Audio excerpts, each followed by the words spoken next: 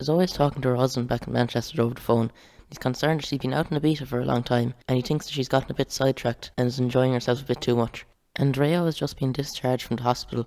He now has to go around in a wheelchair, and it turns out that Zoe's father never actually left Ibiza, and he's still onto her case. Zoe now goes to David, one of Axel's old friends, looking for photos of his 24th birthday, which is where they think he died, but he warns her that the Axel in the photos isn't the same person that she used to know, and when she sees the photos it certainly isn't. Annoyed that she isn't being brought to the business meetings, Kika barges in on one of her father's meetings, and she tells him she agrees to his terms and is going to take over the running of the business. However, the problem is she doesn't understand how the business works, and has no prior experience in running anything like it.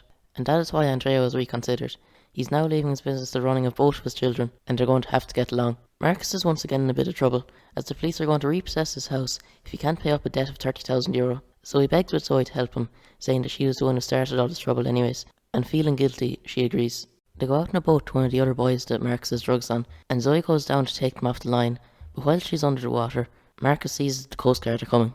When they don't see anything suspicious going on, all they ask for from Marcus is a cigarette, and they go on their way. Under the water it's a different story, however. Since Zoe drops one of the bags of drugs, she has to go down and find it, but while she's there, she finds the Romanians chained to the bottom, and while she swims away in distress, the bodies come loose.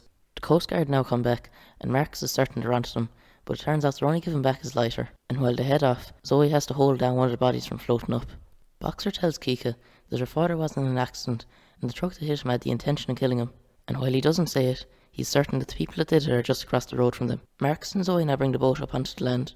They hitch it onto the back of Marcus's jeep, and they drive off the two bodies and the drugs. There's another problem for Zoe though, as the engine of the jeep now overheats.